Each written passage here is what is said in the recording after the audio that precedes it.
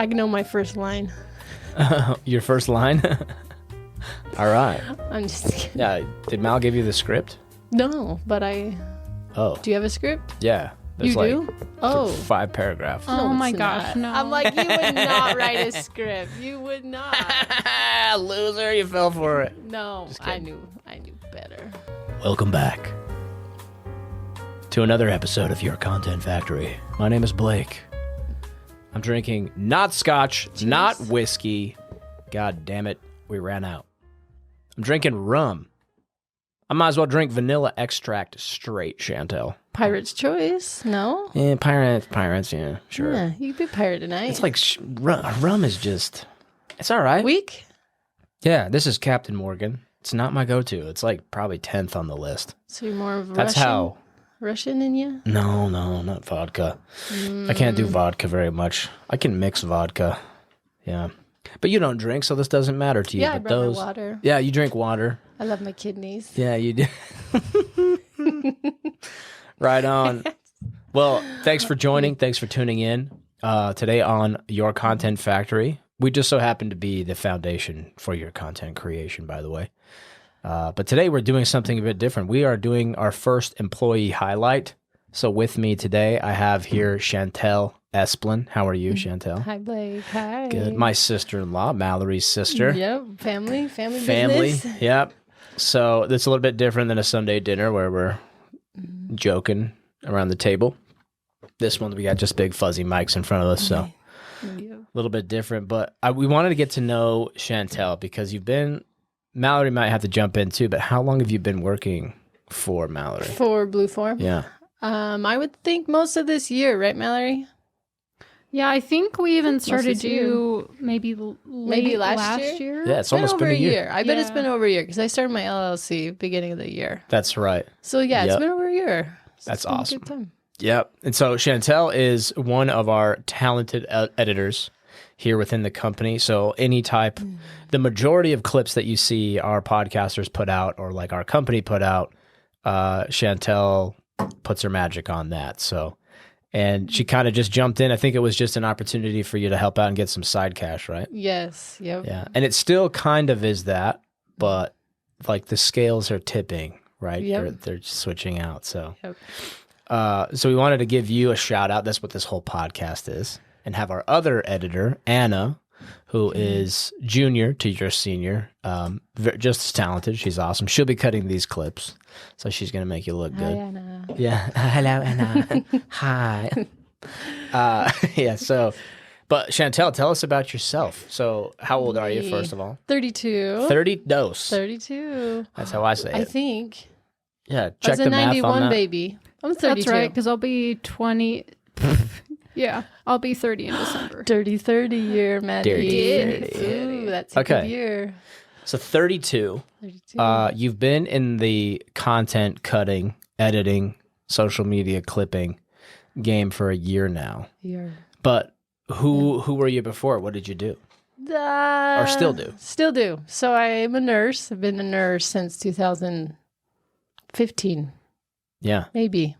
8 years now. 8 years. So that's what I mostly did before kids. Yeah. But now I got a 3-year-old and almost 2-year-old. So that's why this job's great because I can do it at home. Don't have to find a babysitter. Nice. Anyway, can do it Yeah. at home when they're napping. And your husband, Matt, he's got a pretty beefy computer like we do. Yep. So he's got double screens, fast processing. I still can't talk the terminology still. I can clip cut. I know where to do that. But 25 Wi-Fi's, 40, 60, 90 gigabyte RAMs.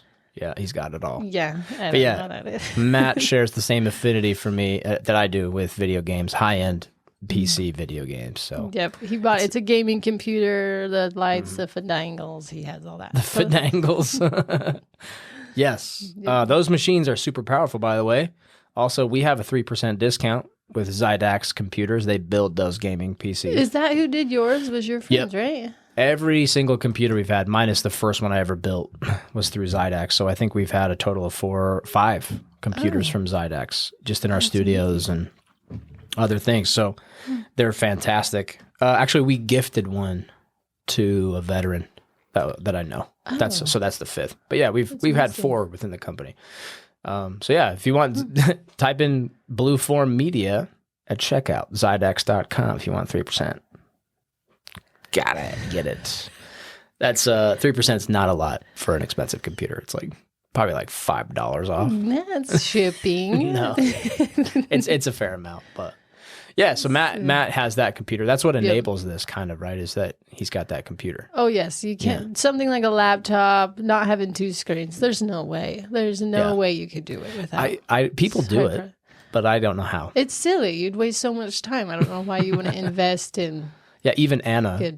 That's cutting these. Oh, Anna, you need a computer. No, yeah, she's got 2 monitors now. Okay, yeah, big difference. So you can get a powerful laptop too, but nothing beats the power of a desktop, right? With this massive graphics card, a massive processing unit. Like, there's a reason why the gaming industry is leading, like that form of technology. It's like a $96 billion industry. So lots of powerful machines there, but that's cool. Anyway. So then, so you have kids now, but before then, you were just a nurse? Just what kind of nurse? Did you focus on a certain thing? I started, actually, when I was going through nursing school, I was in the psych unit, the BMed, the psych unit, the adult and pediatric segment until I graduated. And then when I very first graduated from nursing school, I was in the psych unit 6 months. I can't relate. I don't struggle with PTSD, depression, any mental health. So I felt that I was doing those people a disservice. I didn't belong there. I couldn't relate, couldn't help them.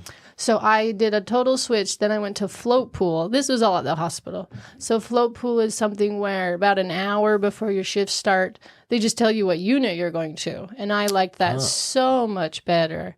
So I would float to peds, and then I'd float to mom and baby, and then I'd float to the surgical unit. And I would even switch shifts in the middle of the night.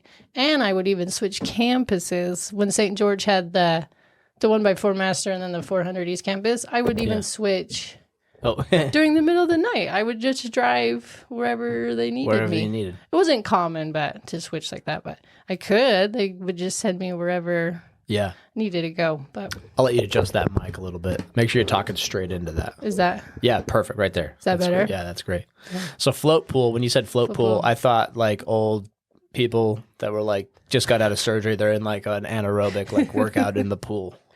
I was therapy. Like they have nurses for that? Yeah. They're just in there like I don't know what we really call it. I think it's float pool. Makes sense though. It's like a pool. resource pool, float pool. We just call it as float pool. Yeah. A flex nurse, like you just flex into a position. Yeah. Okay. So did that at Dixie. I like that. But I was stuck on night shifts because I was a new nurse. No pay. Back in the day, I think they started you at $22 an hour for a night shift in float pool. Can you believe that? I mean, that's a high wage for St. George still. Probably. Yeah, St. George is way behind the times on that. But yeah, for a nurse, that's nothing though. Yeah, $22. For the amount of schooling you have to go through. And what was the schooling like for you? I think it's just an associate. So to take the test, like to be naturally certified saying, yes, you can work as a nurse, it's only an associate. But you have so many prereqs. So by the time you do the prereqs in the program itself, it's only associates. But it took me 4 years to do it. With all the prereqs and everything. With all of that, yeah. Dang, okay. And I know the Roberts family, that's your maiden name. That's Mallory has yet to take my name. And I don't think she will.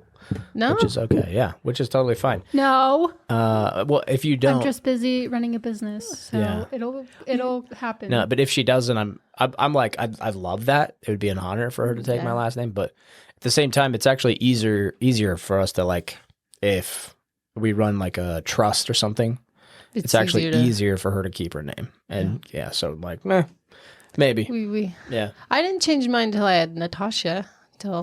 Yeah, I didn't change mine until right before either. Maybe that's what we'll do, Mal. If we ever have kids, that's when you'll change it. That's what I did. I didn't worry about it until then. Yeah. But it's not terribly a big deal, but the Roberts, right? I know there's a history with nurses in the family. Like, how many nurses are in the Roberts family? So I think it all started with Grandma Patty, so my dad's mom. So she was an ER nurse her whole life. She got on a train, I think, at 16 and went from Indy, Ohio, Buckeyes. She'll get mad if I mess this up. She went from Ohio to BYU, Utah. Oh, wow. And became a charge nurse at like 19 years old. Wow. And I don't think she retired from the ER until she was like 75. Like Patty was old. Patty's a G. Old. She could still work if she wanted. Yeah, didn't she save someone's life like in her old age? Yes. So she gave CPR to someone and saved them just a year or two ago. So in American Fork, she has a Patricia Roberts Day. American Fork deemed her a day. The city of American Fork, Utah. Because she gave CPR to a 6-foot gentleman on the floor, blew, and saved his life at 80 years old. For how long though? This, if you're a medical guru. Oh, couple minutes. Yeah. She was in there. I heard like 5 to 7 minutes. She was doing it. That's a long ass time.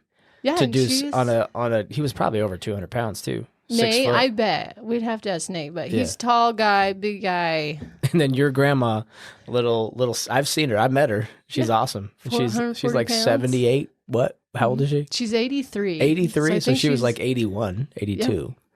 Yeah. And she's just plugging away. Like a UFC championship fight is 5 minutes. It is? Yeah. Oh. A championship title fight, or the rounds, That's right? all. There's 3 rounds of 5 minutes. Oh. Yeah, so like when you're exerting yourself for like that much, that's like full body to push down on a big guy. That's why they gave her that. Yeah. That day. I didn't know she had a day. Yeah, so Grandma Patty. So someone has a recording of Patty going to get her day announced at the city council meeting. So it's pretty cool. So I don't know what day it was, but what a culmination. So she was the first nurse. She's the medical first nurse. Professional. Mm-hmm. And then how many from her? I got 3 aunts who are nurses. So she has 9 kids. So she's got 3 girls that became nurses, 1 son that became a nurse, a daughter-in-law. Now she's up to grandkids. Yeah, like Jaden. I mean, he's in the medical field in the Army. That's right. He's like doing nurse anesthesiology.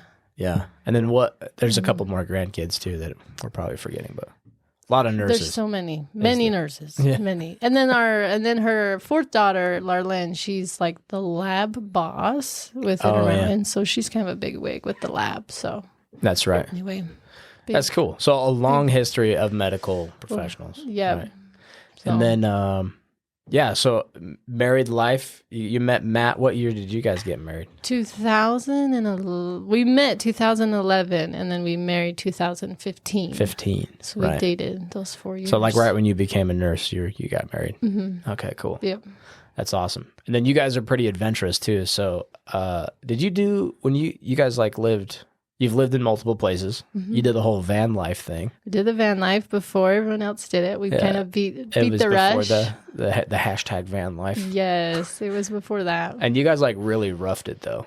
You didn't like glamorize camp in your glamorous van. No, we were just in a minivan. Like a standard minivan. Minivan, Toyota Sienna, 2006. Is it the same van you have today? That's it. The same one? Same one. How long did you guys live in that van? We lived in the van 6 months. And in those 6 months, I think we got a hotel 2 nights. 2 nights. 6 months. So we went everywhere in that van. That's the best thing to do. Yeah, you guys are like minimalist, like to the T. The very end of it. It's actually really admirable. So. Yeah, there's like, I don't think I could go as extreme as you guys, but it's really cool that you guys did that. But we were traveling. Some people who just live in their van stationary, I wouldn't want to do. I wouldn't want to live in my van and work and stay in the town. So we traveled. So I can do that. You're always on the go. We were always moving. Yeah, we were always moving. So then, didn't you guys take the van all the way to Hawaii too? No, because you can't drive there. You can't drive in Hawaii? I would have had to put it on like cargo ship. Oh yeah, like Boo did. Yeah. Like your sister Alexis, yeah. Yeah, she's still out there. But yeah, you're kind of wanderers, right? Yep. Nomads. So we married, lived in Utah. I did the float pool for a couple months, and then I was like, no, I'm not working night shifts. But back then, it was really hard to get good nurse jobs. So we bought one-way tickets to Kauai, and we moved to Kauai, shipped a car in 2016, and we got jobs out there and found a place to live and lived there for 2 years. Just like uprooted. Yep, we just did it. Did you guys live in the van when you came back then? Yep, so we spent 2 years on island, came back, found the vehicle, and then took 6 months and traveled the States. Yeah, just did whatever you wanted. Yep. That's so cool. But Hawaii paid well enough. We were able to save a bunch of money to fund the van trip. Right. Okay. So that was awesome. Yeah. And then after that, you kind of transitioned into a more stable nurse job. Yep. Right. So we had fun on island for 2 years. Worked, but just worked to play. That's all we worked for. Did the road trip for 7 months, and then finally decided to get a real job. 9 to 5. Became a nurse for home care. So worked Monday through Friday as a nurse. Hospice, right? Home care and hospice. Yeah. Nice. And how do you like that? I mean, you've been doing that since. So that was like 2019. Yeah, we came back 2018. Yep. 18. Okay. 2018. That's cool. So you've been doing that ever since? Yeah, I thought I wouldn't like it, but I love it. Really? What about it? I work alone. So I dictate my schedule, but it's more than that. Like in the hospital, you're just trying to keep someone from dying on you and help them get out the door. But there's no teaching, there's no changing, there's no preventative care. But that's what I get to do in the house. And until you see someone's environment, you really can't help them. Right? Like if I'm going into a trailer and I'm wondering why they're obese, well, probably because of their living environment, and there's potato chips and there's no crap all over there's the house. crap everywhere, and they don't have room to exercise. Anyway, so I really like being in the house. I thought it'd be boring, but I love it. You're brave. I love going in the houses. But St. George is very safe. Do you think so? I feel like St. George is very safe. Like it's a good place not like to dangerous. Yeah. Like someone's going to assault you, not like crime. It's just I mean like easy. I don't know. I'm not a clean freak, but I'm not okay with like pigsty mess and filth. I've changed my clothes. I've had to do all sorts of like I felt things. just doing like a traveling sales, like entering people's homes to make a house call for this thing I'm selling. I felt like I had to take a shower after some houses. Did you sit on pee? I'm sure you did. Oh, yeah. So there's some homes I would refuse to even sit down. Mm-hmm. There was no place to sit down, And sometimes I would go through my appointments so fast and they'd still end up buying, $20,000 worth of windows. And like, there's literally a trail to their house and boxes, just hoarder, right? Yeah. So do you see a lot of that? Yeah, a lot of that. Right. A lot of stored medications, because I'm a nurse, so we go through medications, and they got antibiotics from 19 years ago, and you're like, I really don't think we need to hold on to these, but do they go bad? Oh, I'm sure. So all those people that are like hoarding antibiotics for the end of the world? Yeah, I don't know. You think they lose their potency at all? I think yes. Yeah. I would think maybe so. I mean, I'd rather have it than not, but that's true. Maybe I shouldn't make fun of them, but I mean, you can. You can make fun of anybody. It's a free country. The internet's free. Make fun of anybody, anytime, anywhere. That's what I love about today. You can just be mean to anybody. Just do whatever you want. Yeah, just be mean. But anyway, so that's kind of what you do for hospice then. So what's like the biggest, most impactful thing that you saw or you did or you experienced? For home care, care. For nurses' home care. Yeah. A lot of teaching, just so much teaching, because you don't get taught in the hospital. They're just trying to get you in and get you out. Or get you to have a surgery, like, because there is profitability for a hospital, right? For sure. So and the surgery world makes the money. It does, Makes a lot of money. What do they say? A patient cured is a customer lost, right? Is this the term? Yes. But anyway, that's a whole nother topic, which I'm sure you don't want to get into. Because we've done that every Sunday dinner. Blake gets going on a conspiracy and drives everybody home early. Well, see you later. Hey, okay, Blake's talking. Get the fuck out of here. So, like, the coolest thing you've seen? Coolest thing in home care? Experience, yeah. I'm still friends with lots of them. Yeah. Like, people, because I don't work full-time anymore, but when I did work full-time, I would have, like, paraplegics who chronic wounds, can't heal them. We're talking years and years of chronic wounds. But you just get to know them. You get to know them as a person, and you don't. Yeah. I mean, you care about their wound. You want it to heal, but then you know so much more about them. It's like a more intimate connection with it's very intimate. Yeah. Home care is can be very intimate. Yeah. So, I text my friend, still has wound care, but I text him as a friend. I've invited him over to Sunday dinner and things. And nice. It's just fun to have people you talk to. Have you seen anybody be healed? Or yes. you directly impacted that health Yes. increase? We've had some gnarly wounds and have healed them. That's sweet. I've healed them. So That's cool. You're like a Mother Teresa over here. Yeah, but I mean, lots of help. Like wound clinic, they go to the wound clinic. They're great, and then like they see them every week, and then we come in regularly through the weekdays and change bandages. Yep. Make sure they're not using antibiotics from 19 years ago.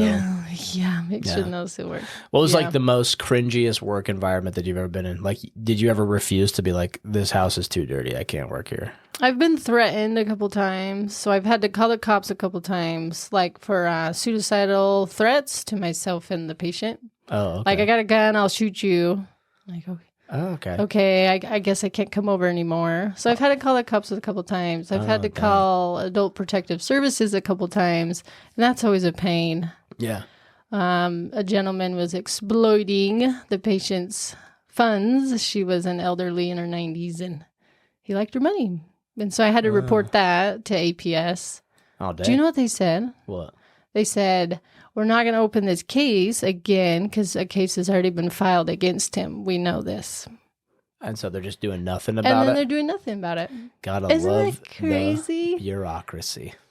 So Don't get me going. Don't get me going. we need to have a healthcare night. We should. That was their answer, was that because they already knew of these things. This was not new findings. Yeah. But I, as a healthcare worker, if I see abuse, I have to report it by law. Yeah. But they said they were not going to do anything about it. That's horrible. It's not horrible. Yeah, a lot of elderly people get exploited like that, right? Yes. Yeah, It's that's pretty so sad. bad. Pretty sad. Dang. So yeah, Anyway. that's a big part of your background though. Is medical care, hospitals. Medical care. Yeah, I know that Mal and I, anytime there's something going on, we're like, Mal's like, my shoulder hurts. I'm gonna call Chantell. She's like, did you bump anything? And Mal's like, yeah, bump the fridge, you know.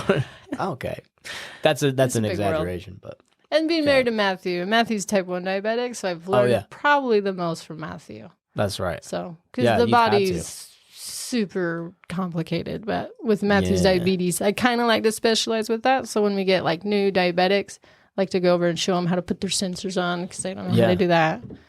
And there is different types of insulins. They don't know that. There's just lots of things. Yeah. It's handy for us too. Like I was saying with Mal, she always calls you.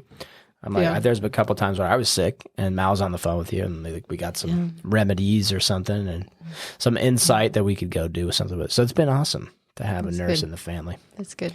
But so then you had your 2 wonderful kids. Yeah, I waited till 30. That's a good age. 30 was a good age for me. So I had Natasha and then... What the heck? If you have 1, what's 2, right? Yeah. So then McCoy came 14 months later. That's awesome. Not Irish twins, but close. We tried.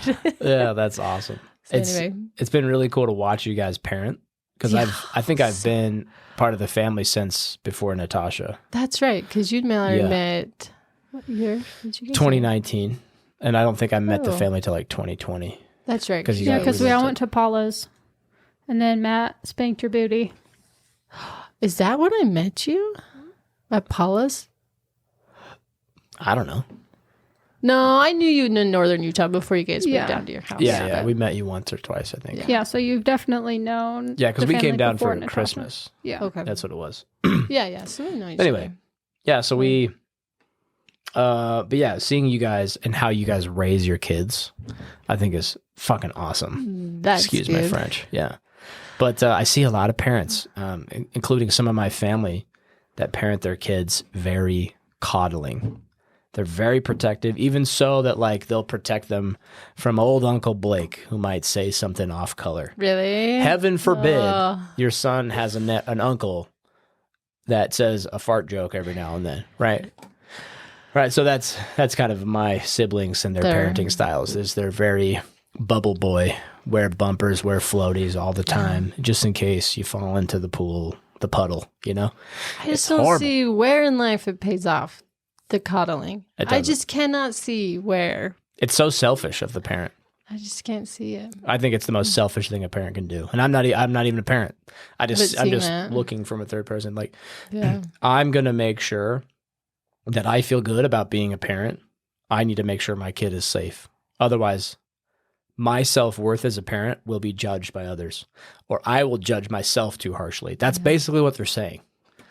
And I think it's horrible. But you guys are awesome. Like if there's anybody to model parenting of young toddlers, it's you guys. Don't say that. You've seen my house. All the holes in the wall are not my children. Oh, that doesn't mean it's easy. That doesn't mean it's easy. I think it's harder. Because you guys have free-spirited kids that are super intelligent, that can speak well, and that are so curious about the world around them. They just get into everything.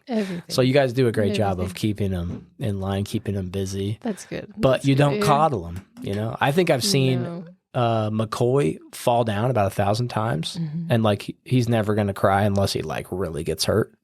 You know, something that's like a big old goose egg on his head or something. Yeah, he's pretty good about that. One time at your mother-in-law's house, at Nate and Tammy's, McCoy stuck his fingers in the door. He was holding onto the wall, and Natasha closed the door to the outside, and it pinched his fingers.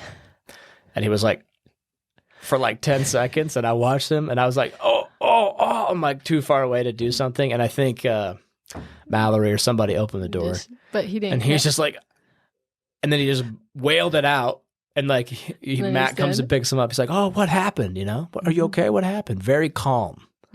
Like the kid's already hysterical, and Matt picks him up. Hey, buddy, what happened? What's going on? You know, obviously no life-threatening injuries. And McCoy's just, and he just points at the door, right? Because doesn't McCoy point at the thing that hurts him? Yeah, McCoy will say what hurt him, and Natasha will say where on her body she got hurt. But they'll both, once they show you, they're good. They're good. Once they show you, and then then they like have to subside. They cry as the pain subsides, right? Yep. And then they're done. Yeah, and that is not the case for other parents. They coddle them, they freak out, it makes it worse, it makes it 10 times worse. They exit, they leave. There's like a feeling of like shame with the kid. I've done some reading on this, okay? So anyway, I just commend you guys for that. You guys are awesome parents. It's way cool to see. It's easy if you go to the park nowadays, it's easy to see what you don't want to be. I cannot stand some parents at the park. Yeah. There's like 4-year-olds that still can't climb up to the top of the jungle gym to go down the slide. Like, and it's like 5 feet high. It's not high. It's so bad. So you're like, okay, no, I don't want to be that. Yeah. And you don't want your kids to be like that. And I don't want my kid to be like that. So anyway, there's great examples now out there to learn what you don't want to be like. You just go to the park. Every mom's on their phone. You're like, okay, check. Don't want to be that. Yeah, man. That's easy. Just leave my phone in my backpack. Don't want to be that. Yeah, that's okay. That's a great place to start. Just go to the park. Just go to the park during Mom Day. 10 a.m. to noon's mom hours. Yeah, go to the park, and you'll learn what you don't want to be. Just go watch, even if you don't have kids. No, just go watch. If there was a pregnant woman here, and she was asking you. Is that advice you would give to a new mother? Just go to the park 10 to noon. You'll learn real quick what you don't want to be, and you'll see some moms doing it okay. Oh, that's awesome. I think that's a really good piece of advice there. Yeah, you just go to the park. Yeah. The phones are ruining it. The phones are ruining parenting. It is crazy how much parents are on their phone. I cannot believe it. Yeah. Just in normal everyday life. I catch myself on the phone, like, what am I doing? Yeah. Just so the kids will want to play with me because I'm playing with my kids. And I say, you're not my kid. I didn't come to the park to play with you. Oh, no way. I came to the park to play with my mom. So I tell the little kids now, where's your mom? You go play with your mom. If my daughter and you want to play together, that's fine. But I'm not playing with you. You play with your mom. Yeah, it gets real. Go find your mom. I'm not playing with you. It gets real weird with kids. It does get weird. Unless the mom's over there breastfeeding. I'm like, all right. That mom's busy, but she's over there on her phone. Do you ever go get your mom? Do you ever tip, just do a little head nod or tip your hat to another good parent that's not on their phone? Yeah, there are some really good parents out there. Yeah, there's some good ones. There's hope for us. Is what you're saying? Yes, it's just like that's so funny though. Such a black and white. It's not like some parents are awesome and some are just like. There's not much of a gray area. It's like you're either good or you're shit. Yeah. That's disheartening, but it's also awesome. Yeah, because there's some awesome kids. I'd watch some of my friends' kids any time of the day. I'd watch them. They're great kids. So. That's good. That means their parents are good. That's cool. Just being present. Just being present with a kid. They don't need anything. They just want to know you to play with them. So. That's so true. Well said.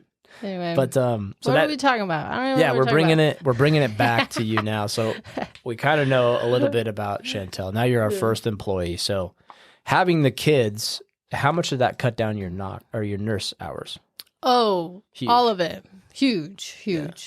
Because to find a babysitter, well, I don't want to pay for a babysitter for one. That'd be half my income, right? Yeah. And then to take the kids somewhere to be babysat, that's a lot of time being wasted. And a lot that's like out of your control. Yeah, and if like, they get sick or babysitter gets sick or my kids get sick, it's just really hard to juggle all that. So working from home has been the biggest blessing. Nice. Okay, and that's where we come in. Yes. That's how we tie this into your content factory. Yes. Right? Working for you guys have been the biggest help. Oh, that's good. I can pull it up while they're napping, which isn't often. Can pull it up late, can pull it up early. I wake up before them, so I can do it in the morning. Yeah. So you got time. You have to be strategic about it. Yeah.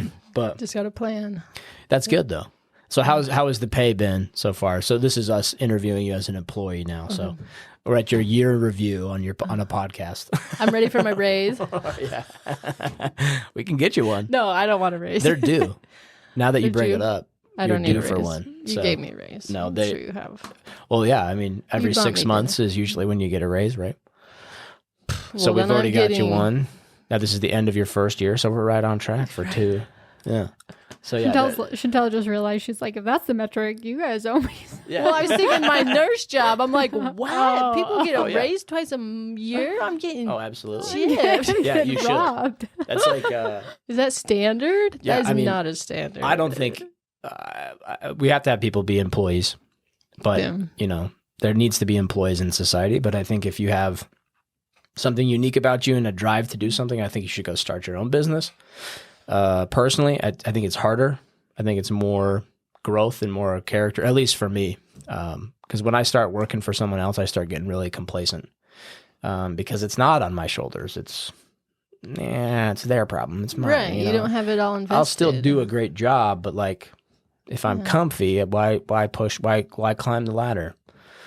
So anyway, starting our own thing has been really cool. It's really hard, but rewarding. And then, do you even track your hours of what you work a week? No. If you had to guess, how many hours do you work a week? Oh, don't ask me that because I weasel my way out of stuff.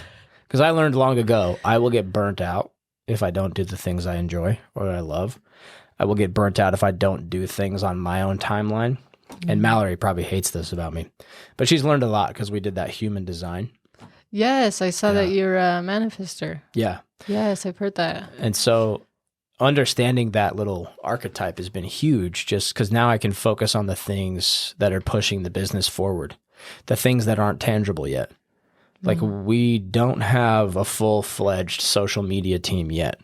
So we've been kind of dipping our toes into that just for the need of our clients. But what does that look like? What do we charge? What is it, And so I get to shape that. Right. And it takes, like even today, just kind of trying to pin down some sponsors for our podcasting network and do that and get the thing. It just takes a lot of energy out of me to like always be thinking about something that's never real unless I think about it and I make it. And so, but Mallory's we're just facing some burnout at all right now. We're just like, whoa, what are we doing? Yeah. But we just keep going, like anything in life, you just keep going and then it gets better. But having you has been a godsend. We would not be able to do 10 podcasts plus, or 9 podcasts plus, sorry. So 10. Hey. I could just say 10. Yeah. 9 podcasts plus. Could be any number other than 9. Could be 25. You need more drink before plus. Yeah. So anyway, so Chantell, you're basically the employee of the year because you're the only person that's worked here for a year. Yes. So congratulations. Was the vote close? Or? Oh, yeah, it was very close. Yeah. We have great employees. But no, you've been here for a year now. And Chantell, how many clips do you cut in a week's period? Oh, well, right now I'm doing 5 clients worth of social media clip cutting. I've only done 5 for, I think, a month or 2. Yeah. So if I do... You're doing over 60 a week, though. Over 60 a week clip cutting. 60 vertical videos, 60 short reels per week is what she's doing. and the quality's gotten nothing but better. It's awesome to see. And then we've been giving more trainings lately and more techniques on how to do it. So pretty soon we're just going to level up the whole team. That's the goal, right? If you have a team, you just got to level it up. Yeah. Yeah, it's been good. 60.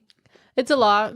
But the other week when I was in, you trained. Yeah. There's a lot of Adobe Premiere has so many features. It's almost overwhelming. Like you don't even know what to tell YouTube of tutorials because there's so much to it. So having someone just show you instead of filtering through all the videos, tutorials, is very helpful. Very helpful. So I'm glad you showed me that. Yeah, there's so much noise out there. Do it this way, do it that way. And none of them are technically wrong. Yeah. But they might not fit in with your process and what you're trying to do, right? Yeah. If somebody's doing a music video, their techniques might be different than you cutting social media clips, right? So it's like, who do you listen to? Yep. Where do you find that information? It's overwhelming. And the stuff I've learned in Adobe Premiere has been since like 2009, 2008. Oh, so 2007. You've been learning. I've been half-assedly doing video production as a hobby for over a decade. And so you've dabbled in it. So you've at least been familiar with. Yeah, I've gotten very familiar with it in the last 5-6 years. But so there's so much to learn. So that's our job, though, as your employers. We should be offering that skill set and that upgrade, like just anything you can learn from then. It also does help if you go learn on your own. But we recommend if you have time, because you got kids, you got a nursing job, you got life, you got a husband. So we'll give you the tools that you need to do the job. And then you've done an excellent job with it. That's good. So, that's good. Matt, how are we doing on time? How long have we gone? You're at like 40. Perfect. Oh, maybe a little less. Yeah. So we wanted to showcase Chantell because you're awesome at what you do. And thank you. You've literally been the rock for our editing team.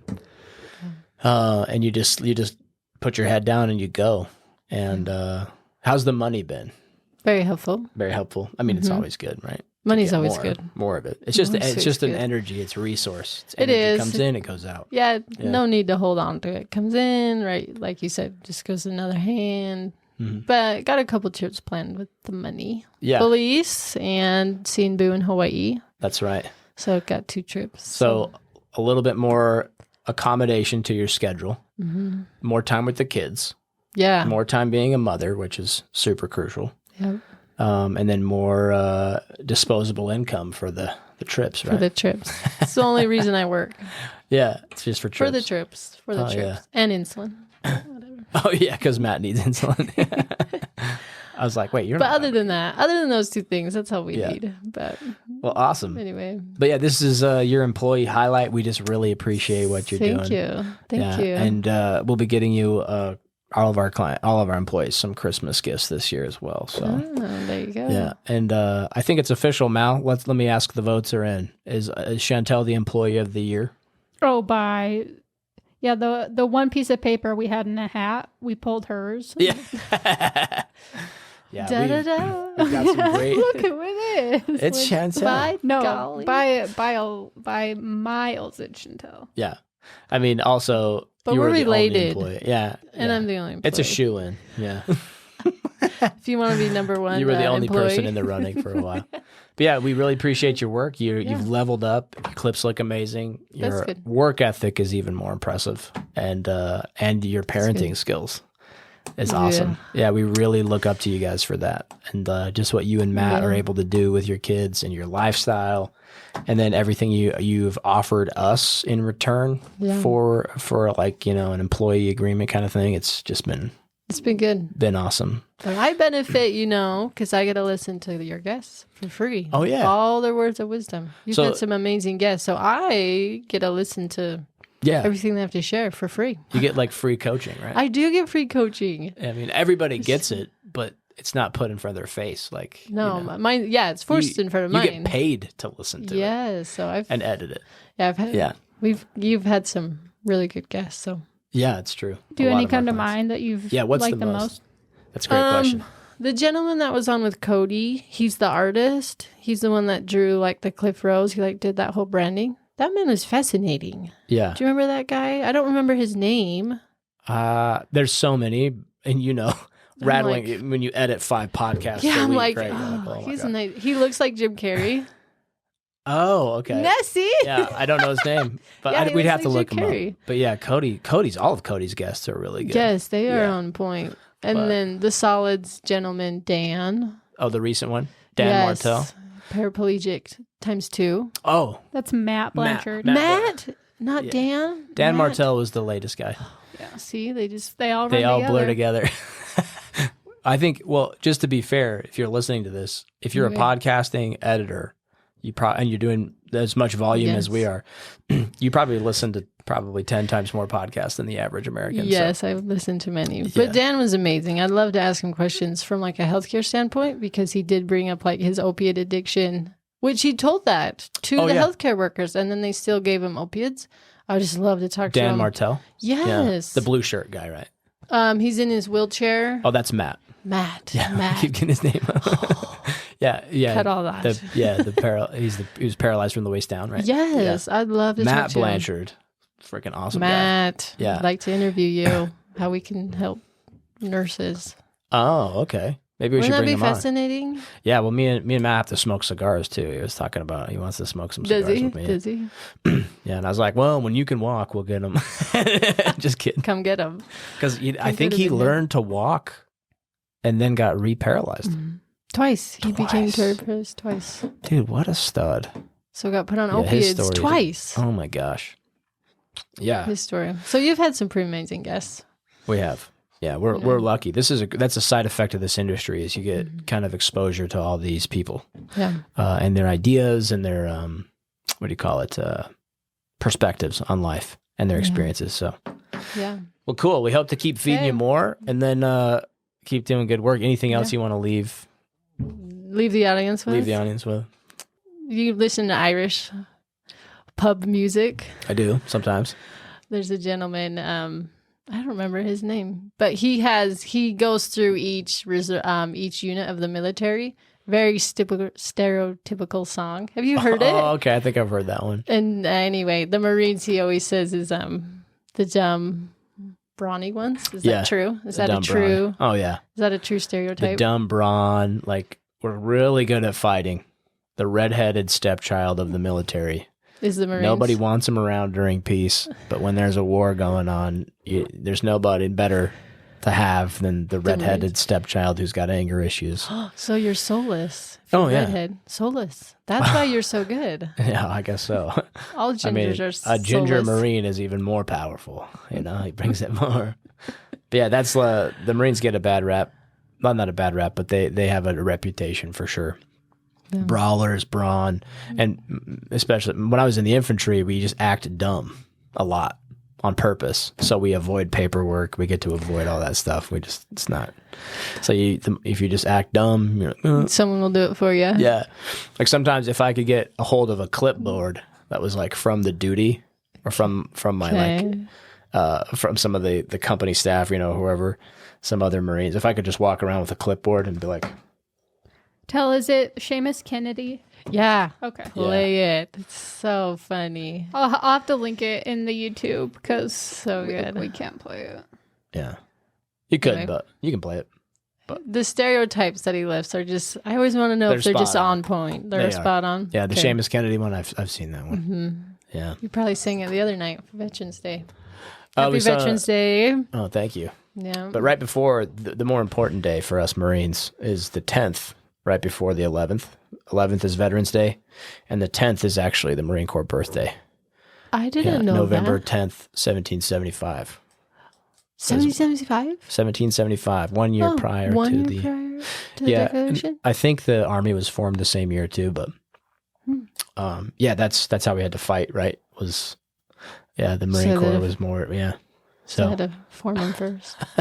Yeah, you got to have an army before you can go to war, so who'd have thunk? Yeah. But thanks for asking about that. That's cool. And I'll pass it on to all those boys who need it.